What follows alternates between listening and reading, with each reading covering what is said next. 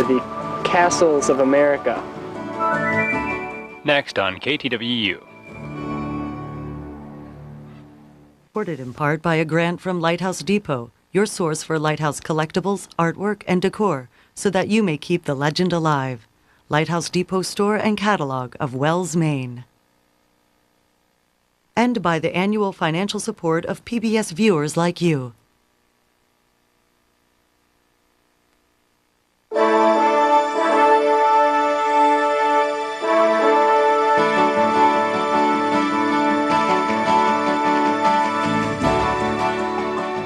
They were raised by the hundreds to light the treacherous reaches of the inland sea. Bold beacons of mortar, rock, and steel.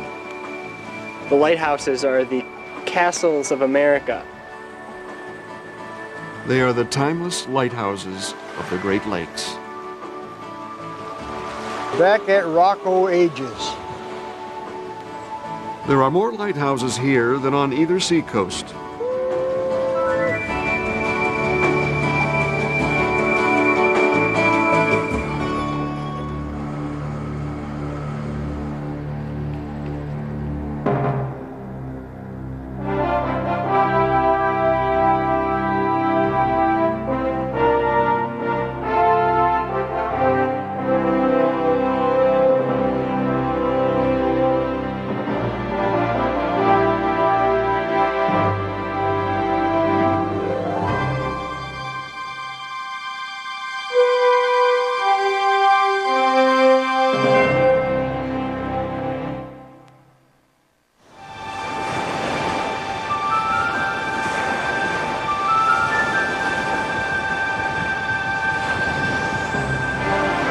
The 5 Great Lakes constitute one of the largest inland seas on the planet.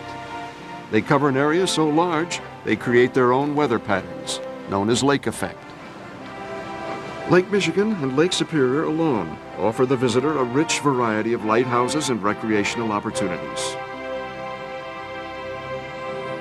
The offshore lighthouses that mark shoals and partially submerged rocks can be far from the nearest landfall. The romantic notion that we have of life on a lighthouse is vastly different from the way keepers actually existed on these remote stations. Rock of Ages Lighthouse is a forsaken outpost in the middle of Lake Superior. No one lives on the rock now. The automated light is maintained by the Coast Guard Aids to Navigation team. On this inspection trip, a former inhabitant has come along to visit his old home. John Tregembo served as an assistant keeper here when he was an 18-year-old Coast Guardsman. Yep. Back at Rocco Ages. The old song, Rock of Ages, cleft for me. Look at this place. 50 years ago, and I finally landed on here again. The lighthouse was once home to 4 full-time keepers. The highly polished and tightly run station that John remembers is no longer. When the light was automated, the unnecessary equipment was removed. Years without caring occupants have taken their toll on the living quarters.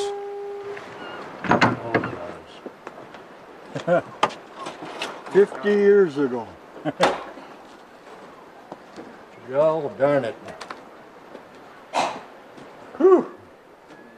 You had 2 clocks, Seth Thomas, and they had to be right on time. Then your radio was right over on that side over there. This we're walking into right now is what was a mess deck. We used to have refrigerator and stove were set up right here, and the sink was, I think this is where our sink was, right over in this area. Now, how many men were stationed here at one time? We had 4 men stationed at the lighthouse. So were there like 4 and one was away? One on compensatory absence all the time. Okay. And 21 days here, then 7 days to go where you wished. But with the transportation that they had then, you didn't get very far. Now this next deck we're coming on to is where the bathtub set for the light. There's a great big mercury bathtub right in here, and that is what steadied the light. Because when the waves net hit the light would be tilted. So with this sitting in a tub of mercury, it just floated right here, and it always stayed level. Now, you notice all these ventilators here. The reason for these ventilators is in the olden days they used acetylene gas. And with that acetylene gas or the kerosene, they had to have it ventilated, so they'd open up these ventilators. The original lead crystal and brass lens at Rock of Ages was among the brightest on the lakes. It was replaced in 1985. The world of plastics, just one little piece of plastic like that replaced that beautiful second order Fresnel lens. This is the modern Coast Guard. If you look down inside here, our primary lamps, the one in red. So if you look inside there, you can tell we're still on the first lamp. Lamp changer, automatic lamp changer. That's a 6-place lamp changer. No brass to shine, no lens to polish. They got it made. Well, John, you can have the honor to turn on the foghorn. Well, this is sure easy compared to the olden days.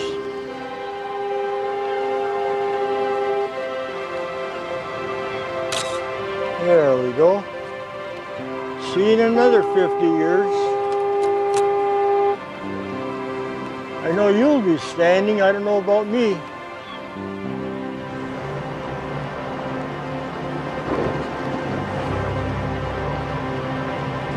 The light at Rock of Ages is one of 4 lighthouses that mark the Isle Royal chain in northern Lake Superior. Liz Valencia is Chief of Cultural Resources at Isle Royal National Park.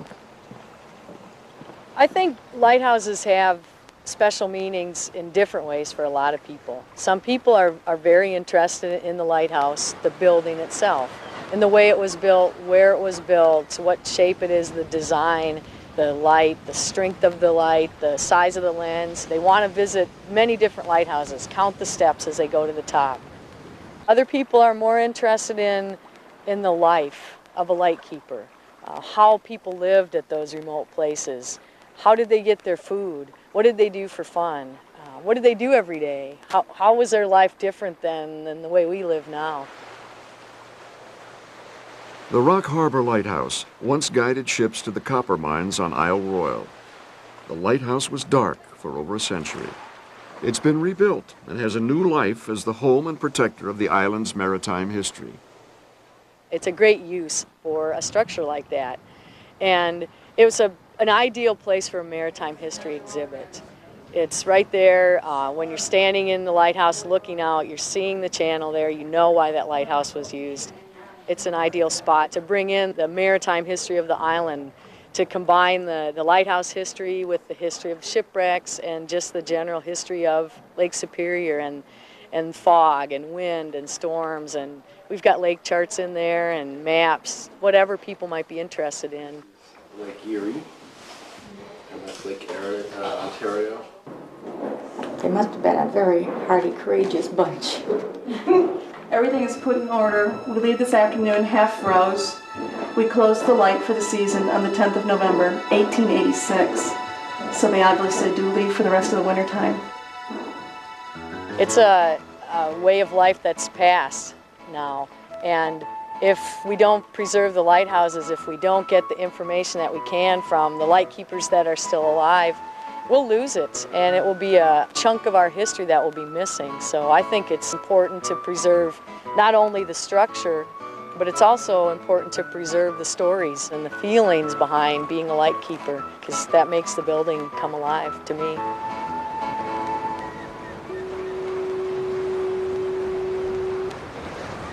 Lighthouses were usually staffed by families. The lifestyle was difficult, but not without its rewards.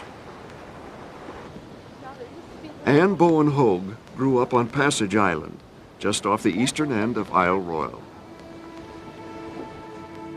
Varen Bowen's choice of a career in the lighthouse service destined his family to a life of isolation on a small island, worlds away from the amenities of society. The island was fertile ground for the rich imagination of a child who remembers it fondly as a place of wonder and beauty. This was my special place in the house. So if I did something wrong, got sent to my room, it was great. Because I'd sit in the window and I could watch out over the rocks and special places. And you know, not to have an education and not to go to school till I was 10, I never missed out on nothing. The education they taught me was very important.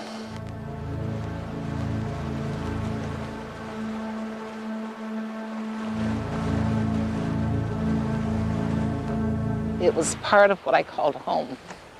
And what you had here as a child was quality time with your parents. Quality time. Now, learning to walk was learning to swim.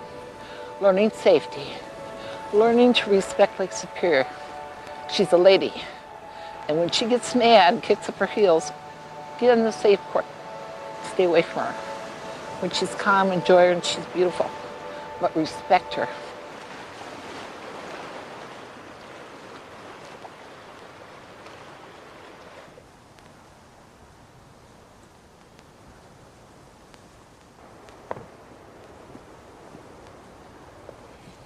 I used to be a mountain goat when I was younger, but I guess the bones got old.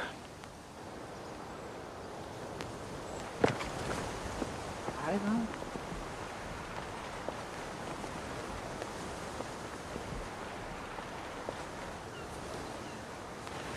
You can see the beach. On days off, Dad brings us over here in the rowboat. We have a little picnic down there and we play in the water that you see out there. We could play on the rocks, and there's a nice little place over there to swim and just kind of explore. In a world without video games, computers, or television, Anne's playtime was enriched by a child's simple gift of imagination. This is the kitchen. Let's see the stove, just the right height.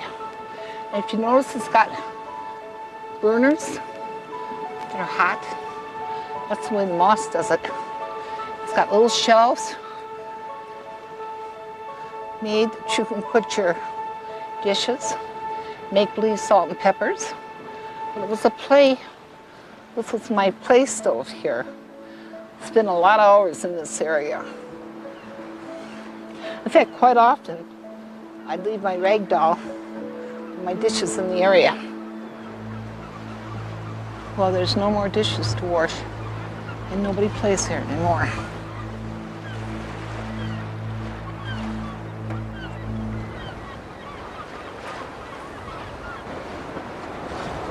Well, see, being here wasn't a duty for my father and us. It was a way of life.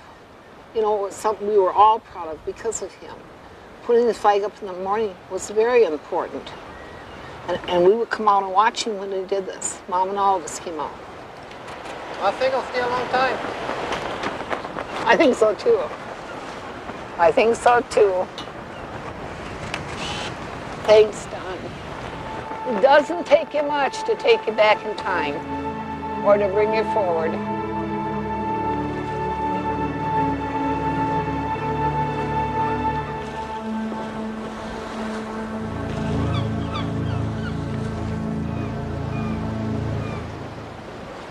All around the island there were little family fishing camps. Almost every little harbor, every little bay had a family fishing camp with usually just a little cabin, a dock, a fish house, a net house, a couple of boats, and that's what they did. They came out kind of on the same cycle a lighthouse keeper did. Came out in the spring as soon as they could, slapped some paint on their boats, got them in the water, got their nets ready to go.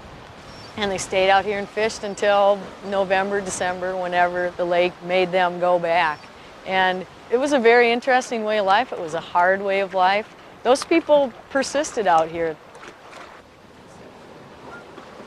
We have the cultural demonstration at the Edison Fishery, and we hire a Park Service employee to fish down there. He talks about fishing, he catches fish, uses gill nets and all the equipment and gear that would have been used at the time period that Pete Edison would have been fishing at the fishery. It's just like it was, say, maybe 30s. It's about the same thing. And we do work on boats. That's typical of the fishermen. He built his own boats, and they're wood boats, and we fix our own engines. We fix our nets. It's a historic thing. These floats here, these fishermen made his own. A lot of these. He didn't order these. He could do them himself. And it was soaked with oil, and so the water wouldn't penetrate. And those were jobs that were done in the wintertime. Even mending nets was always done in the wintertime. And usually you bring the net right in your house. You'd be in the front room, would be a net in there, scales and all. So, and that's about all there is about fishing.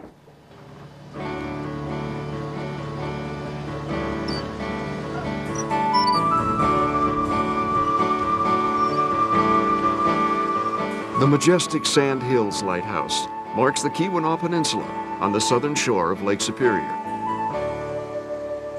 It was once called the last word in lighthouse design because it is the last manned lighthouse, shore-based lighthouse built on the Great Lakes. It is also probably the largest lighthouse built on the Great Lakes in space. It's not the highest, but it is the largest. The three-keeper dwelling, actually 3 lighthouse keepers and their families lived here.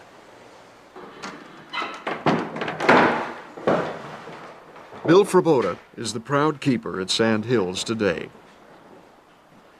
I used to look at this bill when I first came and saw the beauty of it. To me, it was like a castle. So maybe I was like a little boy playing castle. I wanted something like this, a building I knew I could never build.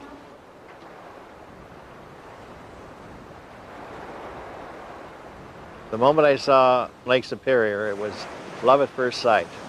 Lake Superior did it for me. Decided I had to be here.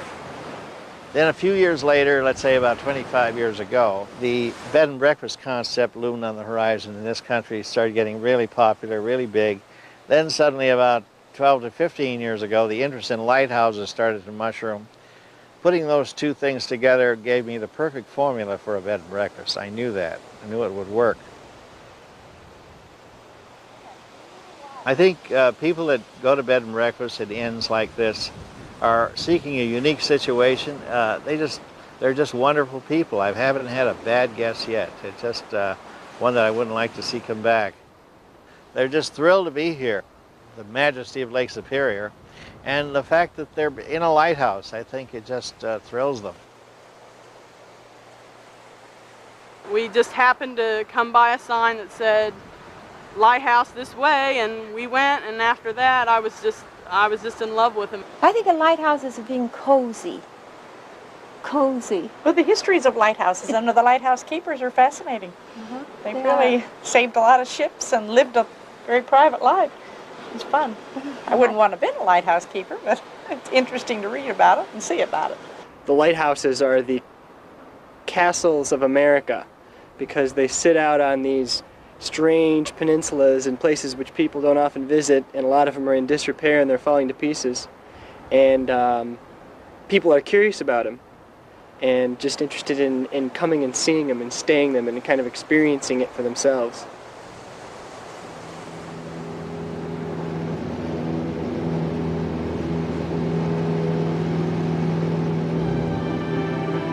Many of the lighthouses on the Great Lakes are rarely visited. The offshore lights that warn of shallow water or rocks, and the island lighthouses, can only be reached by boat or by aircraft.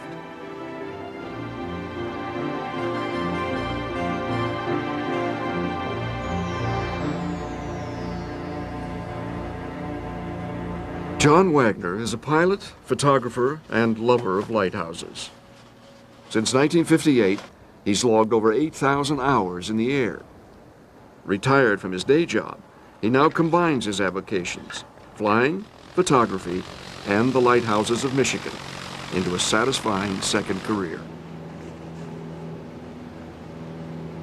John's book, Michigan Lighthouses, An Aerial Perspective, is the product of his imaginative blend of aviation and photography. A lot of people, I guess, are amazed at the fact that I fly the airplane and take pictures too. I don't think too much of it. I sort of say it's like a one-man band. He sits there and plays the piano keys and hums on a harmonica and beats the drum all at the same time. And I guess it's not too much different than the work he has to do. It provides me this opportunity to be more creative in combining of both, more of an art form than simply driving an airplane. The camera I use for this is a Bronica GS1. It is a 6x7 centimeter format. I added a gyroscopic stabilizer to the camera system, and that whole camera with the stabilizer weighs about 14 pounds.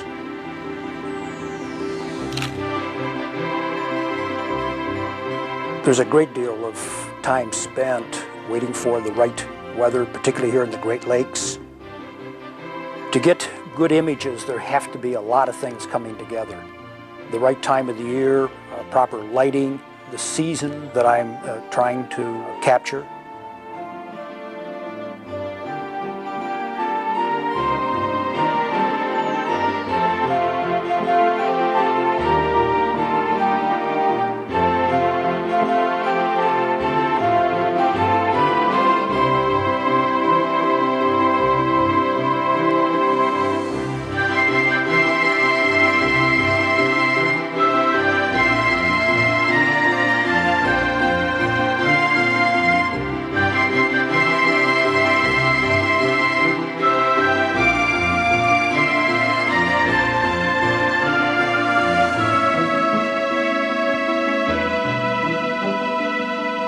Two islands make up the Apostle Island group at the western end of Lake Superior. Visitors are welcome at the island chain's 6 lighthouses. A voyage to Raspberry Island is a journey back in time. Hey kiddies, how you doing today?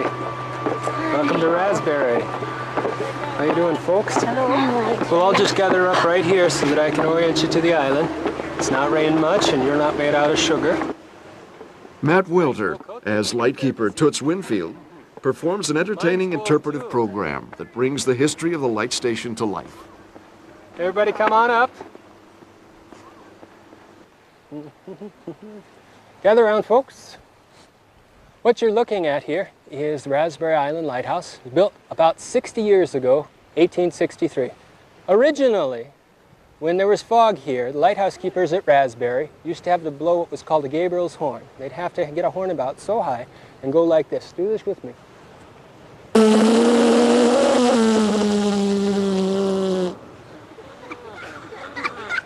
A 3-second blast, once a minute, for as long as the fog held. Think you could do that all night long? No. And if the boat kept coming, they'd get out a megaphone and they'd yell, "Hey, you yahoo, you're gonna hit my island!" But later on, we added this, 1903. This is our fog signal building here. But what happened was that the keeper that was there was just one keeper all by himself, a man named Charlie Hendrickson. And he had to run the thing the first night all by himself. Okay, so what I need you to do is we're going to do 3 things. You got to stoke the coals into the boiler. You got to make sure to blow the whistle, and you got to make sure to watch light. So I need you all to get nice big imaginary shovels. These big ones, heavy ones, okay? And we're going to start shoveling coal, all right? Ready? Okay, now run upstairs, blow the whistle. Run back downstairs, stoke more coal. Run back upstairs, blow the whistle. Now run back downstairs. We're going to do something different. Run outside. We got to run up the tower now. Remember, the tower is a spiral staircase, so go around in circles. All right, check the light. It's still going. Okay, run back down the tower. Run back outside. Run back up the stairs. Blow the whistle. Run back downstairs. Stoke more coal. Now keep that up for about 3, 4, 5 hours. And that's what poor Charlie Hendrickson had to do. Interpretation, we try not to give out just facts to people. because facts don't really say much. I can tell you that the lighthouse is 40 feet high, or I can tell you that the lighthouse is high enough that if you fell off, you might break an arm or a leg. You know, which is going to stand in your mind more? Alrighty. This here is Mr. Benton's kitchen right here. Now, I bet you're all wondering why we don't have any furniture in here. Well, the first thing we do before we put any furniture in is we've got to make sure to varnish all the floors and whitewash every single wall. Now, let's see how high you can touch on the wall. Right here, Sonny. Go ahead and show me how high you can touch. All right, now see, if you were the keeper's son, you'd have to paint everything from here on down. All through the house, upstairs and down. And it's just because everybody helps out with the painting. Everybody. Even the kiddies. Alrighty. This here's the other thing that they bring us. This is a roving lighthouse keeper's library. And this goes from lighthouse to lighthouse to lighthouse all around the islands. We go ahead and we get ours and we send it out to Devil's Islands about a month and a half from now and get a new one. And then Devil's sends theirs to Outer and Outer sends theirs to Michigan. Come on up, folks. Use the hand breathing. Well, how do you like my lantern here, folks? I clean and polish this lantern so much, sometimes I think a genie's going to pop out of the top. When I developed the character, I tried to choose a character that had virtually no background, virtually no living relatives. There was sort of a ambiguous character. I didn't want anybody that, you know, if I was playing them, somebody's relative would come along and say, hey, you're playing my uncle or my great-grandfather or something like that, and you're getting them all wrong. I wanted somebody who was obscure. And fortunately, Toots Winfield, whose real name was Herbert Winfield, who was the lighthouse keeper for almost 9 years here, he was just that. I think that people romanticize lighthouses in their minds. I've had several people that come out here say that they wish they could live out at a lighthouse. They want to hear about shipwrecks, and they want to hear about storms, and they want to hear about lighthouses with ghosts in them for some strange reason. And I think that in this day and age, it's really good to have something that isn't all high-tech, that people still love.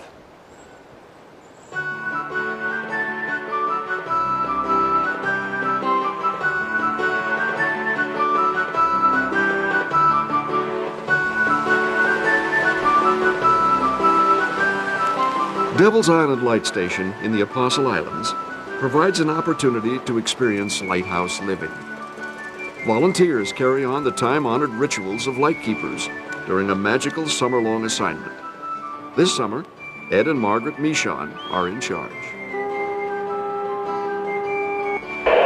This is Devil's Island Light 501. We have winds in the northwest at about 7 knots.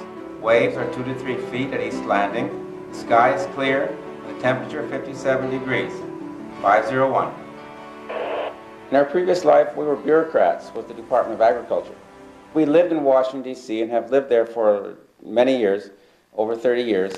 So coming here is a complete antithesis of living in Washington, D.C. And I think that's one of the things that really attracted us to this place. And we're really surprised at how true it is, how very opposite this is of Washington. Of course, that's great. We love Washington, but we really love it here, too. I couldn't imagine how nice it was going to be. We'd been to the Apostles before. We knew what the area was like. We looked forward to it, but there's no way you can, in an abstract way, imagine how beautiful and how wonderful it is going to be. It's been better than we ever thought. Hi, how are you? Welcome to Devil's Island. Where are y'all from? Minneapolis. We get quite a few visitors coming through here to the park and visiting the lighthouse. So our job is to greet the visitors and show them the tower and tell them about the history of the place. And we found that the reaction of visitors to the park is uniformly favorable. People love it. Let's go over here to the light tower. There are light keepers at other stations who give us a hard time because our light tower is just a steel tube sticking out of the ground. But it's a nice steel tube, and we sort of like it. The tube is 82 feet high, 8 feet in diameter, And we climb up 96 steps to get up to the top and show visitors the view. It's the only tower in the Apostles that still has the original glass Fresnel lens. This lens, when you put a kerosene lamp in it, which is what they use, would shine a light 18 miles over the lake. They used to light the lamp in here a half hour before sunset, and they would check to see when there was a half hour by putting 4 fingers between the horizon and the sun. And when the sun came down to within 4 fingers, it's just about time now, they would light the lamp.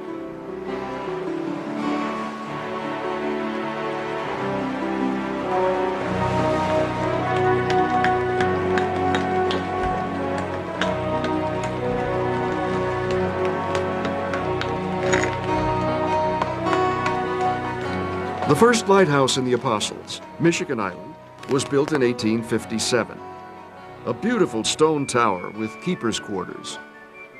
It was remarkably built in the wrong location. It was supposed to go on Long Island, 17 miles away. The practically useless light was only in service for a year. A taller tower that could be seen from all sides of the island was added later. That's why Michigan Island is graced with 2 light towers.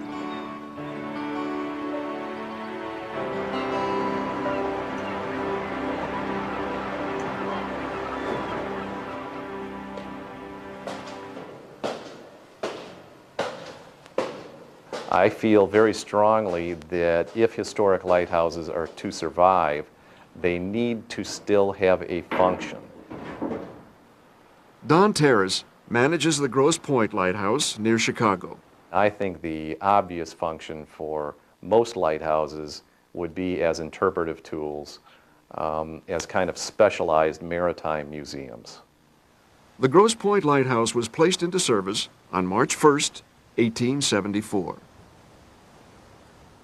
Lighthouses during this period did resemble each other to a certain extent. You might find an Italianate influence in the towers or the keeper's quarters.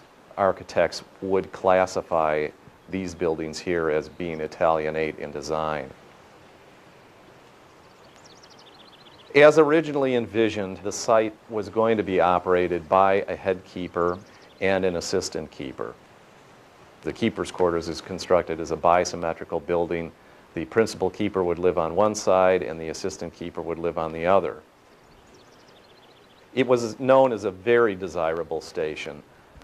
You had access to a fairly affluent community, very close to the city of Chicago. You were able to take advantage of the cultural resources. This was a very plush situation for a federal keeper to have. Grosse Pointe Lighthouse is what's called a lake coastal lighthouse. It acted as a signpost, like a traffic light, guiding ships into Chicago Harbor. Ships heading for Chicago would first head to Grosse Pointe, the most natural landmark north of the city, and they would then follow the shoreline into Chicago's port. And it made this association between Grosse Pointe Lighthouse and the Chicago Harbor Lighthouse working in tandem very, very important.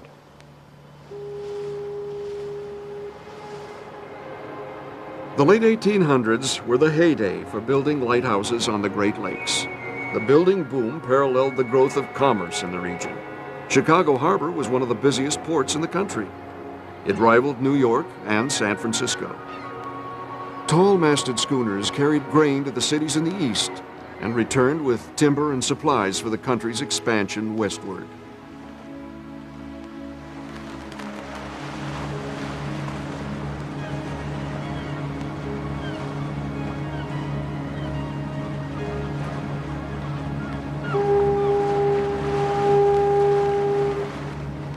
Time has put a new face on Chicago Harbor. The lighthouse now marks the river mouth for pleasure boats. The waterfront has a new look. Once a busy loading dock, the North Pier is an upscale boardwalk and a lively place to visit.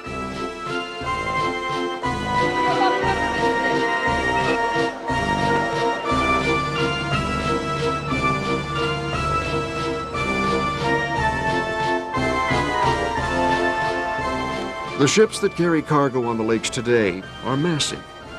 1,000-foot-long ore carriers are the pride of the fleet.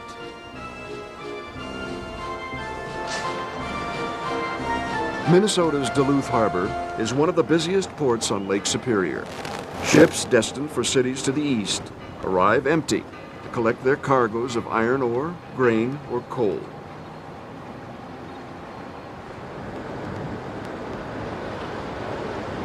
The Mesabi miner is loaded with iron ore. She's headed east for Nanticoke, Ontario. The one-way trip will take 3 days. It's midsummer and perfect weather for the cruise.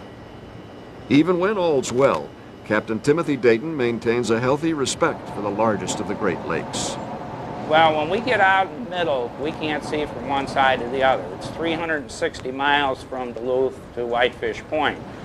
The lake is wide, the lake is deep, and it's cold all the time. It's a big body of water.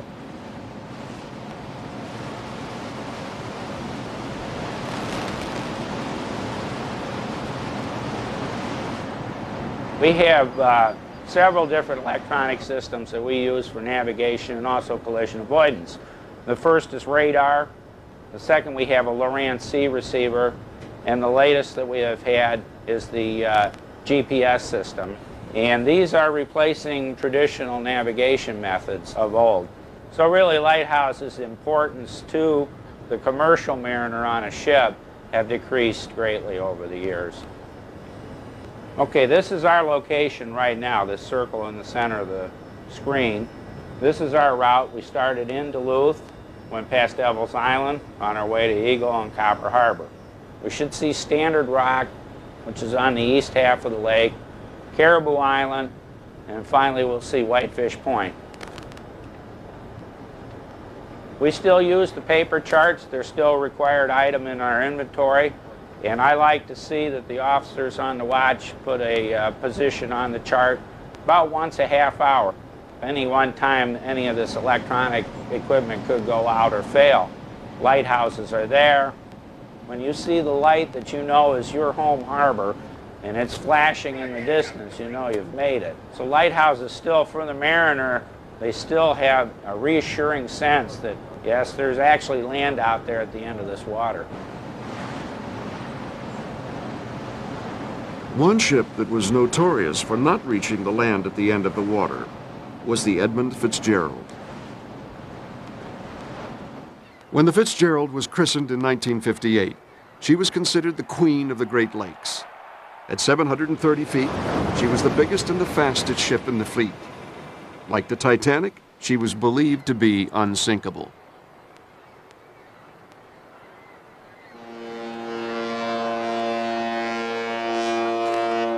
November 9th, 1975. The Edmund Fitzgerald left Duluth, Minnesota, loaded with iron ore. The trip began under fair skies. The forecast indicated that a winter storm was fast approaching. The captain of the Fitzgerald, Ernest McSorley, was well seasoned, and foul weather would not keep the Fitzgerald at port. With the wind and seas building, McSorley chose a course along the north shore of Lake Superior. He evidently hoped that the land would offer protection from the increasing wind and waves. According to what I've read, they had anywhere from 30 to 35 foot seas running. So they had quite a large sea. Wind knots were 70, 80 knots. If this was down in the tropics, it would be considered a hurricane type force of the storm. But up here, we don't get hurricanes. We just get nasty storms. The Fitzgerald continued on. What happened next remains a mystery. It's widely believed that wind and waves alone did not sink the great ship. The vessel should not have sunk. The bottom line is that vessel should have been able to handle that storm and should not have sunk. So I think he touched bottom, pulled his tank, and it was a slow process of slowly loading the vessel down with more water. And I think what happened is he got one large sea rolling up the deck and he just submarined. I'm sure they were standing in the pilot house waiting for her to come back from that last wave that went by, and she didn't. She didn't. Sometime during the night of November 10th, 1975, the Edmund Fitzgerald and her entire crew were lost.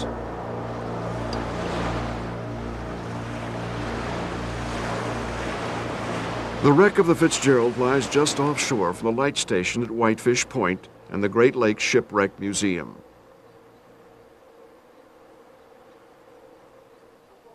The ship's bell, recovered from the wreck of the Fitzgerald, is the centerpiece of the museum. Museum director Tom Farnquist was instrumental in the recovery of the bell. Family members who lost loved ones aboard the Edmund Fitzgerald asked if we wouldn't return to the vessel to bring up an object that would really represent what the Fitzgerald was about. And there was only one object I could think of. That was the bell that had the name engraved on it.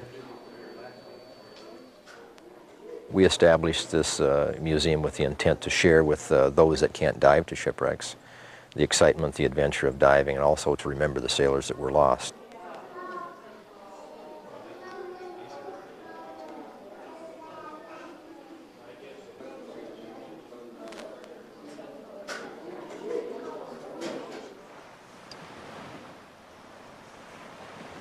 It's the perfect spot for a shipwreck museum because the fact that we're located on sites of some of the worst tragedies on the Great Lakes. Tall iron skeletal tower. This tower surprises a lot of people. They'll take a look at it and they'll see this, this metal structure that's fairly well engineered. It went together like an erector set, but it was designed back in the 1860s and was completed in 1861. We found that Whitefish was probably the most historically significant light station on Lake Superior, being the first one established way back in 1849. Through time, I think we've put together what we consider a world-class interpretive center here at Whitefish.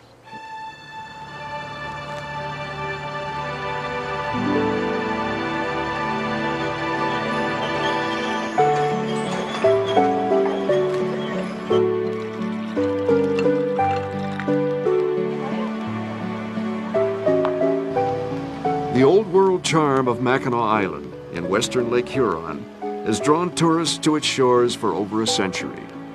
Little has changed here over the years. A ban on cars adds to the amiable pace of the island and keeps visitors returning.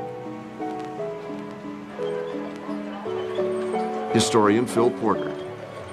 Mackinac Island has been a tourist destination for well over a century. And it began after the Civil War as people began to come here as a result of a desire to escape. People across the country looked for summer places, and Mackinac was a natural because it has natural beauty, historic charm, and a very healthy environment, which is one of the things people were looking for in their summer places after the Civil War. From the sweeping porch of the Grand Hotel, the view of Round Island Lighthouse offers another reminder of the past. Round Island Lighthouse was built in 1896 to mark the channel for commercial ships passing through the Straits of Mackinac.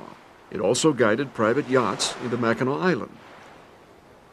Once home to 3 full-time keepers, the light at Round Island was decommissioned by the Coast Guard in 1947. Years of neglect took their toll. The foundation washed away, and the Round Island light was in danger of crumbling into the lake. Through community effort, the structure was saved. Restoration of the lighthouse is an ongoing project.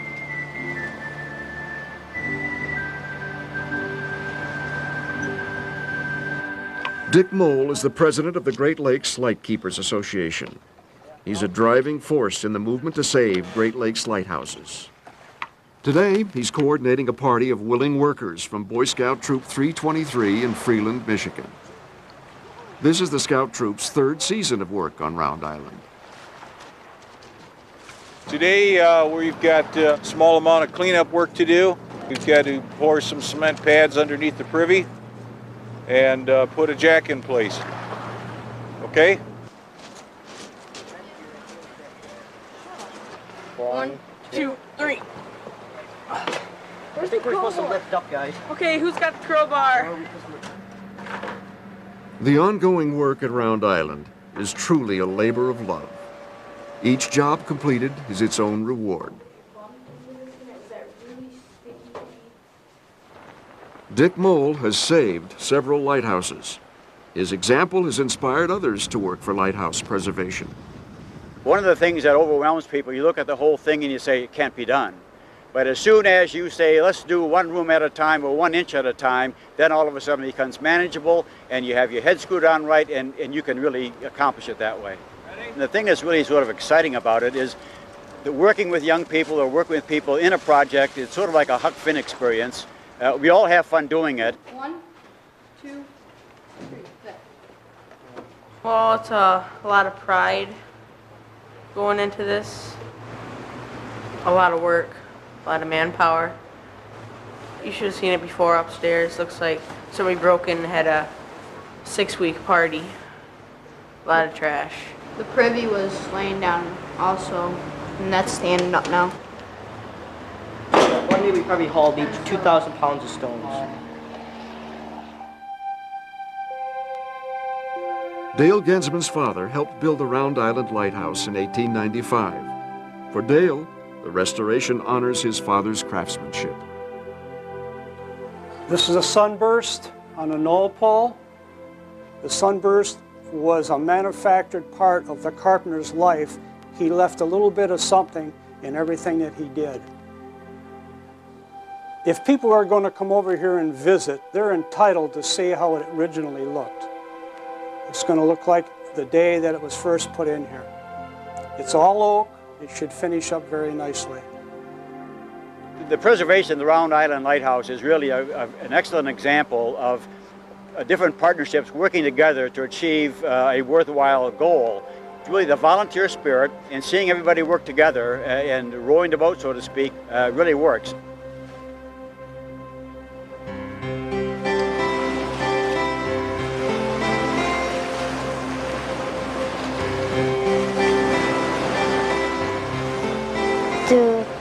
Do they do the candle in there? You mean, do we still light the lighthouse? Yeah. It was shut down about 28 years ago, so it's not used as a working lighthouse anymore, but we do every once in a while, like about once every 2 weeks or so, we light the light just to show folks what it used to look like when it was still working. Sure. The lighthouse, perched high on the cliff, has drawn visitors to Split Rock in Minnesota since the 1920s. And they're still coming.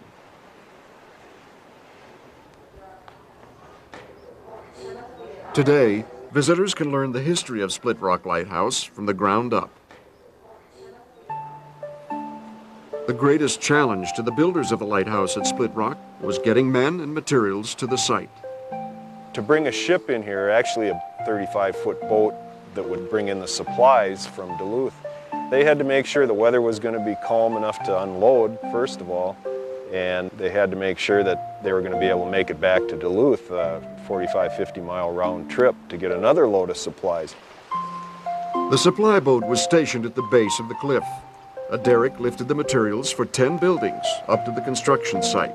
Lee Radzik manages the site today.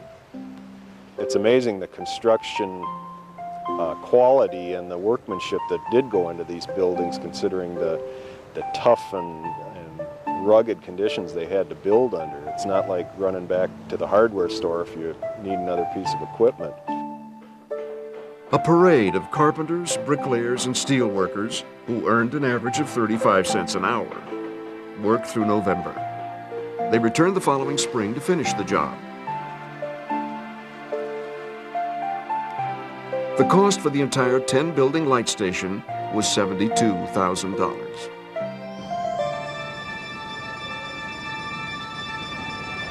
The Fresnel lens, imported from France, was the crowning jewel of the light station at Split Rock. This is considered a third-order bivalve lens or clamshell lens, which is different than the beehive or circular type lenses. There's 252 different lens panels in it, counting both sides of it. The whole revolving apparatus is 4.5 tons. It's massive. The clockwork mechanism that rotates the lens is one of only a handful that still work. Well, it's basically like a grandfather's clock or cuckoo clock, where a series of weights, in this case 250 pounds of weight, that are attached to a cable, unwind down a column that runs all the way down the center of the lighthouse. And as those weights drop, in this case 40 feet, it'll revolve the lens. And that's one reason why keepers had to be on duty all the time, was to make sure that the light was running on time, that the clockwork was running on time, that the weights were wound up and hadn't dropped to the bottom. I've heard stories of keepers sleeping underneath the bottom of the weights so that if the weights came down and touched them, they'd realize it and wake up and wind the weights again. Part of their job was to use the crank, and every 2 hours put about 150 cranks onto the clockwork and bring those weights back up. Wind that cable up on the spool and keep the gears running and the lens turning and that light shining on a constant rotation out on the lake.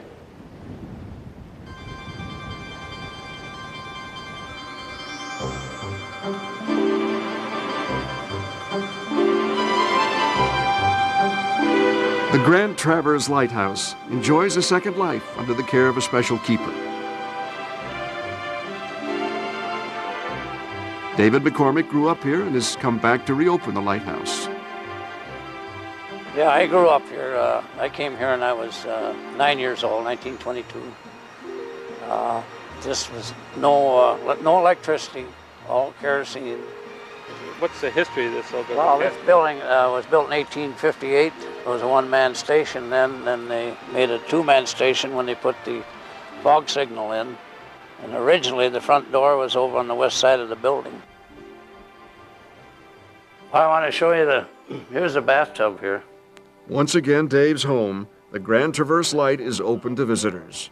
The house is filled with family treasures. Dave's stories bring the rooms to life. And then we had two pair of underwear, long johns. One was in the wash and you had one on. But you changed them every Saturday. Whether you needed to or not. You're right. That's right.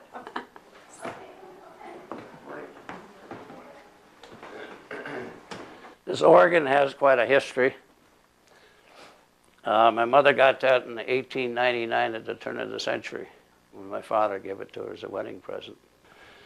And we had a regular sing-along here, a couple times a week. When she'd play the organ or the concertina, my father played a zither, or that square thing. I played a harmonica, and I had a brother played the guitar. I had three sisters that were really good singers. That's my father there. My father used to sit over there and play cribbage, solitary cribbage. And we had an old 1924 Atwater Kent radio that's out in the back room with 3 dials on it. That's where I first learned about the Green Bay Packers. Did you have this Victrola back in the days when you were here, or is that newer vintage than that? Oh, that's what we had. I'll tell you a story about that. If the spring broke, we'd come up here and we'd turn it with our finger. It's trouble finding needles for them.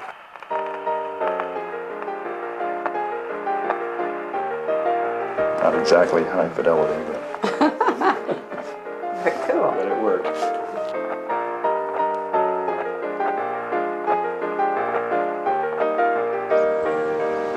It was a happy time, a family time.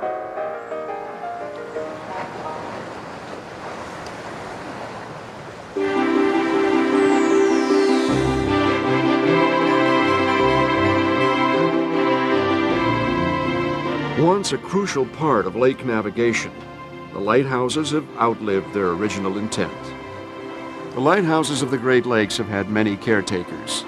First, the original lighthouse service, then the Coast Guard, and now the parks, historical societies, and private owners. Once a crucial part of lake navigation, the lighthouses have outlived their need, but most are heading into a happy retirement with a renewed purpose. The lighthouses of the inland sea are more than historic monuments. Perhaps we see a deeper value in what these buildings stood for. A light in the night, marking the way.